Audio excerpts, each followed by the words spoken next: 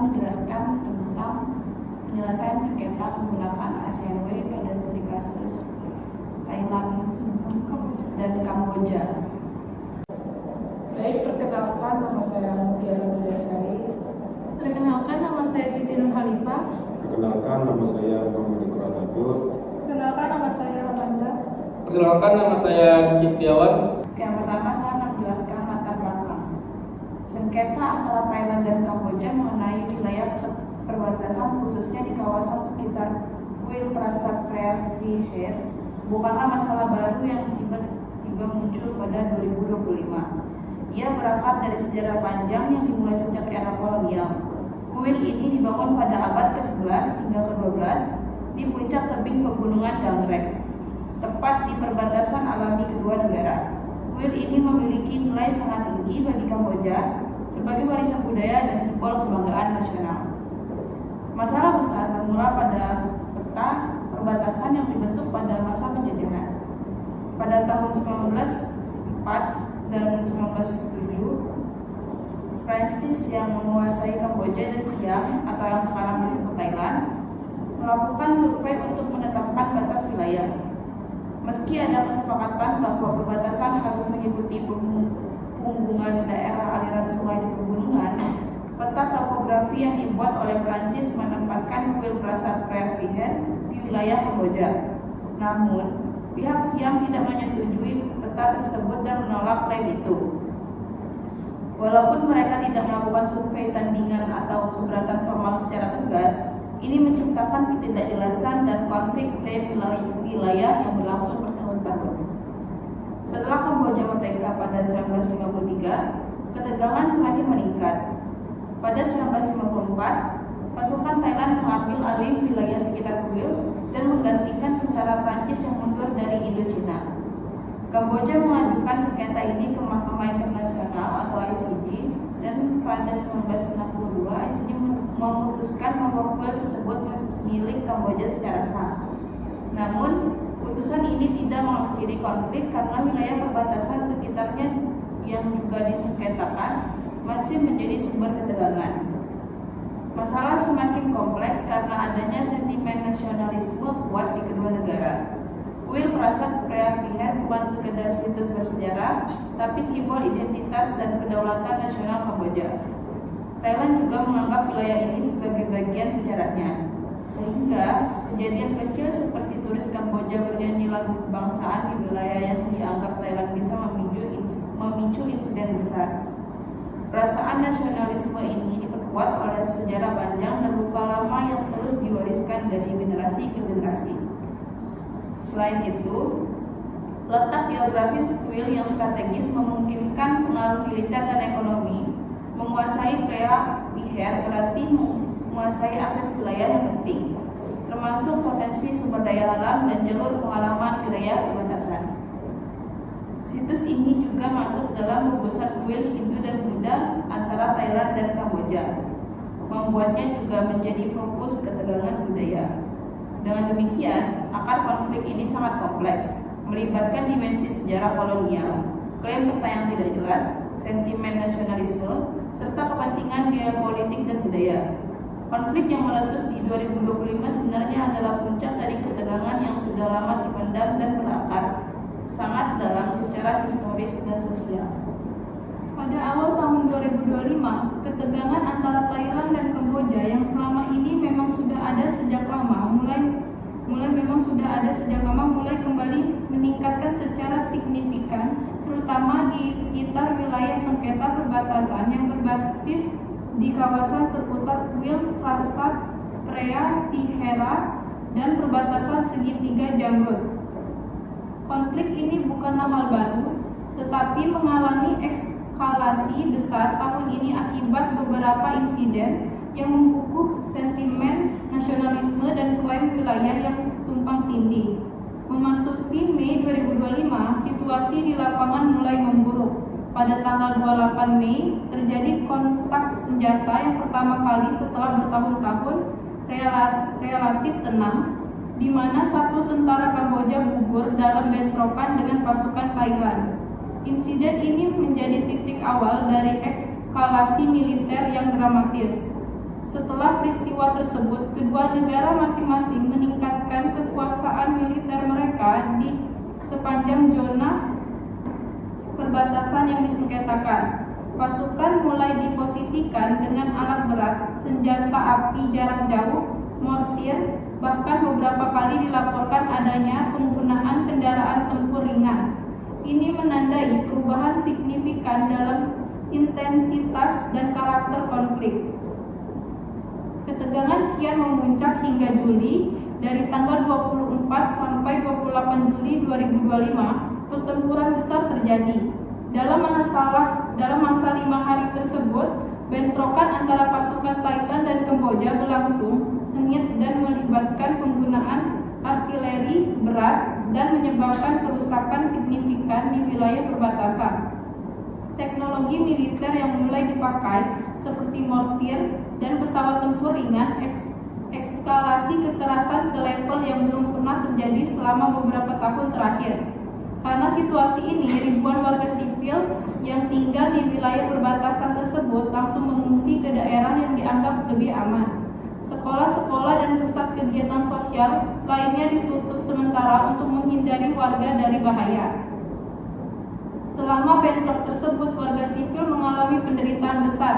Banyak rumah-rumah yang hancur akibat tembakan dan ledakan, menyebabkan kerugian material dan trauma psikologis yang mendalam. Organisasi kemanusiaan regional melaporkan kebutuhan mendesak akan bantuan untuk pengungsi yang kehilangan tempat tinggal dan kebutuhan dasar seperti makanan dan obat-obatan. Pada tanggal 28 Juli, dalam kondisi krisis dan tekanan internasional yang meningkat, kedua pemerintah Thailand dan Kamboja akhirnya melakukan pertemuan tingkat tinggi yang secara langsung mengarah pada kesepakatan gencatan senjata tanpa syarat. Kesepakatan ini menandai momen sejarah yang membuka kesempatan bagi solusi damai. Namun, setelah gencatan senjata tersebut, meskipun tidak ada bentrokan besar, meskipun terjadi insiden-insiden kecil di lapangan yang menunjukkan bahwa kewaspadaan dan ketegangan masih tetap ada. Memasuki bulan-bulan berikutnya, upaya diplomatik terus dilakukan dipelopori oleh ASEAN yang memfasilitasi dialog intensif antara kedua negara. ASEAN Way sebagai pendekatan diplomasi khas kawasan dengan fokus pada konsensus dan tanpa paksaan menjadi motor penggerak perdamaian ini. ASEAN juga mengirim tim pengawasan ke wilayah perbatasan guna memastikan pelaksanaan gencatan senjata dan mencegah bentrok baru. Selain itu, pengaruh internasional juga sangat terasa. Negara-negara besar seperti Amerika Serikat dan Malaysia turut mengambil peran sebagai mediator dengan mendukung proses perdamaian dan stabilitas kawasan. Di sela KTT ASEAN pada Oktober 2025 dilakukan penandatanganan perjanjian damai resmi oleh Perdana Menteri Thailand dan Kamboja, disaksikan oleh Presiden Amerika Serikat Donald Trump, yang juga mendorong terwujudnya perdamaian. Meskipun dampak langsung dari pertempuran sudah berkurang, persoalan mendasar tentang klaim perbatasan dan nasionalisme yang kuat masih tetap menjadi tantangan untuk menyelesaikan jangka panjang. Oleh karenanya, diplomasi berkelanjutan menguatkan mekanisme pengawasan dan kerjasama lintas batas dalam bidang sosial dan ekonomi menjadi sangat penting demi stabilitas masa depan. Narasi kronologi ini menggarisbawahi bagaimana konflik yang sudah lama berakhir bisa tiba-tiba berkembang menjadi bentrok militer besar derajat regional, dan sekaligus bagaimana upaya diplomasi kawasan berhasil mengurangi ketegangan dan membuka jalan bagi perdamaian. Konflik Thailand dan Kamboja yang pecah pada 2025 ini memberikan dampak yang sangat luas dan mendalam bagi berbagai aspek kehidupan kedua negara, bahkan merambat ke kawasan Asia Tenggara secara keseluruhan. Dari sisi politik, hubungan kedua negara menjadi luar biasa tegang. Sebelumnya, diplomasi antara Thailand dengan Kamboja berjalan relatif normal, meskipun permasalahan perbatasan sudah lama tersimpan. Namun, eskalasi militer menyebabkan retaknya komunikasi formal dan informal. Tekanan publik dari kedua sisi yang sangat nasionalis memaksa masing-masing pemerintah untuk bersikap keras, sehingga diplomasi lunak sangat sulit dijalankan. Negara-negara anggota ASEAN pun merasa kesulitan untuk memediasi akibat sensitivitas posisi kedua pihak. Dampak ekonomi dari konflik ini juga sangat terasa. Di wilayah perbatasan, aktivitas perdagangan lintas negara menjadi lumpuh total. Pasar tradisional yang menjadi penghidupan utama penduduk sekitar terpaksa tutup karena ketidakamanan, dan investasi asing menjadi sangat berhati-hati untuk masuk ke wilayah rawan konflik. Thailand menutup seluruh akses perbatasan kecuali untuk kasus medis dan pendidikan. Sementara Kamboja memberlakukan larangan impor produk-produk Thailand seperti bahan bakar dan bahan pokok. Ini menyebabkan gangguan rantai pasok penting di wilayah tersebut. Dampak ekonomi bahkan sampai dirasakan lebih luas, termasuk di Indonesia. Negara ini masih mengimpor suku cadang elektronik dan otomotif dari Thailand, sehingga gangguan produksi dari sisi Thailand berpotensi menekan sektor industri di Indonesia. Para ekonom memperingatkan risiko pemutusan hubungan kerja bisa meningkat jika konflik berlarut dan rantai pasok industri terganggu parah. Dari segi kemanusiaan, dampaknya sungguh menyayat hati. Ribuan warga sipil di zona konflik terpaksa mengungsi untuk menghindari terdampak tembakan dan ledakan. Keluarga-keluarga kehilangan tempat tinggal, kehilangan sumber penghasilan, dan mengalami trauma berat. Bukannya hanya menjadi beban fisik, mereka juga menghadapi risiko pemutusan pendidikan anak-anak karena sekolah-sekolah tutup dan fasilitas umum yang terdampak konflik. Organisasi kemanusiaan regional melaporkan kebutuhan mendesak untuk bantuan pangan, tempat tinggal sementara, dan layanan kesehatan. Konflik ini juga menimbulkan ketidakpastian sosial karena warga yang terkena dampak kesulitan dalam memenuhi kebutuhan dasar dan layanan kesehatan, mengakibatkan meningkatnya kerentanan terhadap penyakit dan ketegangan sosial. Kondisi ini bisa memperburuk situasi jika penanganan kemanusiaan tidak segera dilakukan dengan cepat dan efektif. Di tingkat regional, konflik ini mengancam stabilitas kawasan Asia Tenggara yang selama ini dikenal cukup damai dan stabil. ASEAN sebagai organisasi regional merasa terdorong untuk mengambil peran mediasi aktif agar konflik bisa segera dihentikan. Stabilitas politik dan ekonomi kawasan dipertaruhkan, mengingat kedua negara merupakan negara ekonomi penting di kawasan. Konflik bersenjata antara dua negara yang bertetangga seperti Thailand dan Kamboja memiliki potensi menimbulkan efek bola salju yang merambat ke negara-negara lain, baik dari sisi keamanan maupun ekonomi.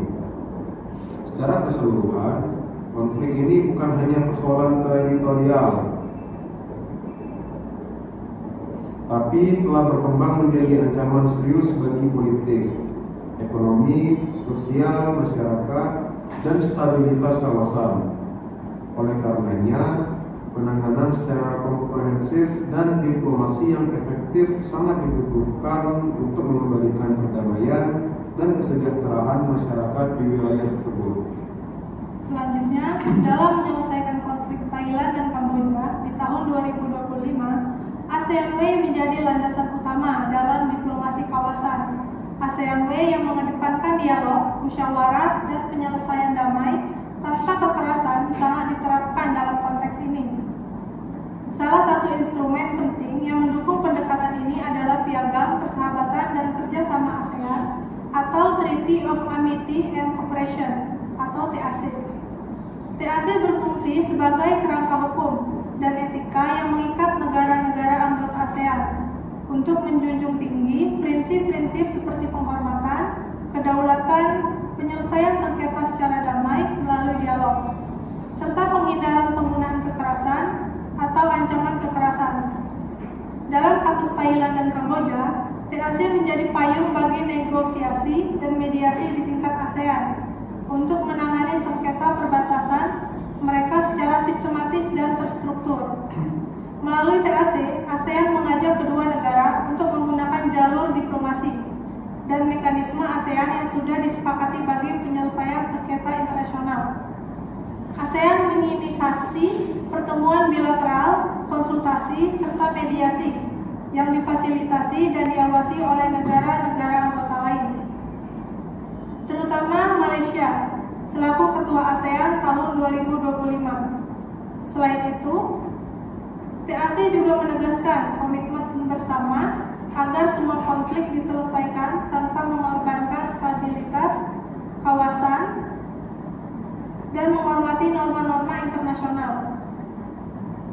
Karena itu, TAC mendukung langkah-langkah seperti gencatan senjata, penempatan tim pengawas, ASEAN di zona sengketa, serta perjanjian damai yang ditandatangani pada KTT ASEAN di Kuala Lumpur pada Oktober 2025. Peran TAC dalam konteks ini menjadi simbol betapa ASEAN Way tidak hanya untuk diplomasi santai, tapi memiliki fondasi hukum dan mekanisme konkret untuk menjaga perdamaian serta kestabilan keamanan kawasan.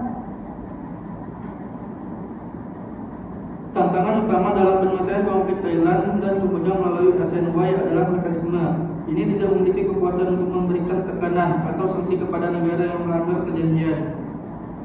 Sifat diplomasi ini sangat bergantung pada goodwill dan komitmen diplomatik masing-masing negara, yang terkadang sulit dipertahankan di tengah tekanan nasionalisme dan politik domestik. Thailand pada dasar lebih memilih negosiasi bilateral tanpa campur tangan pihak ketiga, karena mereka khawatir bahwa mediasi eksternal bisa merugikan posisi mereka secara diplomatik. Di sisi lain, Kamboja agak lebih terbuka pada pendekatan multilateral karena putusan Mahkamah Internasional 1962 yang mendukung klaim mereka memberikan landasan hukum kuat. Ini menciptakan dilema tersendiri bagi ASEAN yang berusaha menyeimbangkan kepentingan dan harapan kedua negara. Selain itu, nasionalisme yang merajalela di masing-masing negara menghambat proses kompromi. Publik dan politisi di kedua belah pihak menuntut sikap keras demi menjaga kehormatan nasional. Oleh karena itu, kepercayaan antara negara sangat rapuh dan insiden idental masih berpotensi memicu konflik baru. Solusi realistis yang dapat diambil antara lain: yang pertama, meningkatkan frekuensi dan kualitas dialog bilateral yang difasilitasi ASEAN dengan dukungan dari mediator. Yang kedua, memperkuat kehadiran dan kemampuan tim pengawas ASEAN di wilayah sengketa guna memantau pergerakan militer, mencegah pelanggaran gencatan senjata, dan memberikan laporan objektif secara periodik. Ketiga, menjalin kerjasama lintas batas di bidang ekonomi dan sosial untuk memperbaiki kesejahteraan penduduk lokal agar mereka tidak menjadi korban konflik dan mengurangi kemungkinan munculnya sentimen yang dapat memicu konflik. Keempat, mendorong diplomasi budaya dan pertukaran masyarakat sipil antara kedua negara untuk membangun rasa saling percaya dan pemahaman bersama sebagai fondasi perdamaian jangka panjang. Dalam langkah-langkah tersebut, harapannya bukan hanya mengatasi konflik sesaat, tetapi membangun struktur perdamaian yang berkelanjutan yang menguntungkan kedua negara dan stabilitas Asia Tenggara. Namun yang paling penting adalah bahwa ASEAN dan komunitas internasional harus terus aktif dan konsisten dalam mendukung proses ini, serta menjaga agar konflik tidak kembali meletus dan meluas menjadi krisis regional. Kesimpulannya, konflik Thailand-Kamboja yang mencapai puncaknya pada tahun 2025 sebenarnya merupakan manifestasi dari persoalan yang sudah berakar sangat dalam, berasal dari sejarah kolonial dan kesenjangan peta wilayah, khususnya di sekitar kuil bersejarah Prasat Parukvir. Konflik ini bukan sekedar perebutan wilayah, melainkan juga pertarungan simbol nasionalisme, identitas budaya, dan kepentingan geopolitik yang saling bertumpu pada warisan sejarah yang kompleks. Ketegangan yang meningkat sejak Mei 2025 lalu memicu bentrokan militer besar yang menyebabkan kerugian besar, terutama pada warga sipil yang menjadi korban pengungsian, kehilangan tempat tinggal, trauma, dan gangguan sosial ekonomi.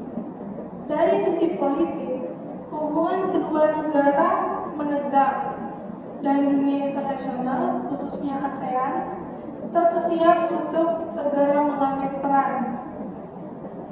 Mediasi dan diplomasi ASEAN dibarengi dengan mekanisme Treaty of Amity and Cooperation yang menjadi pijakan normatif, berhasil menahan potensi perang terbuka melalui dialog, musyawarah, dan konsensus, bukan paksaan. Peran ASEAN dan dukungan internasional, termasuk negara-negara seperti Malaysia, China, dan Amerika Serikat, menguatkan perdamaian sementara yang dicapai, termasuk gencatan senjata Juli 2025 dan kesepakatan damai resmi Oktober 2025. Meskipun demikian, tantangan berat masih ada. Pertama, keterbatasan mekanisme ASEAN dalam menegakkan disiplin dan sanksi bagi pelanggaran perjanjian, membuat diplomasi sangat bergantung pada etikat baik dan kepercayaan bersama. Kedua, nasionalisme tinggi di kedua negara membatasi ruang kompromi, memerlukan pendekatan yang sangat hati-hati. Ketiga, penyelesaian struktural melalui kerjasama ekonomi, sosial, dan budaya perlu diperkuat agar perdamaian berkelanjutan bisa terwujud. Oleh karena itu, masa depan perdamaian dan stabilitas di perbatasan Thailand-Kamboja sangat bergantung pada konsistensi kedua negara dalam mematuhi kesepakatan, komitmen ASEAN dalam fasilitas dialog berkelanjutan, dan dukungan aktif komunitas internasional. Rekonsiliasi sosial, penguatan kepercayaan antar masyarakat, serta pembangunan bersama di wilayah perbatasan menjadi prasyarat penting agar sengketa yang sudah lama ini tidak berulang dan mengancam stabilitas kawasan yang lebih luas. Singkatnya, konflik ini menggambarkan bahwa warisan sejarah dan identitas budaya yang dalam, kalau tidak dikelola dengan diplomasi cermat dan kolaborasi kuat, akan menjadi sumber konflik yang sulit diatasi. Namun, ASEAN dan kerangka hukum serta diplomasi multilateralisme, jalan perdamaian tetap terbuka jika seluruh pihak mampu mengedepankan dialog, toleransi, dan kemanusiaan. Ini menjadi pelajaran penting bagi ASEAN dan dunia bahwa perdamaian kawasan harus terus dijaga dengan pendekatan preventif dan multilateral yang mengakomodasi keragaman historis, budaya, dan kedaulatan untuk masa depan Asia Tenggara yang damai dan makmur. Sekian penjelasan dari kami. Mohon maaf apabila ada kekurangan. Saya akhiri. Wassalamualaikum warahmatullahi wabarakatuh. Saatnya sudah acuhkan tadi. Terima kasih dan jumpa lagi.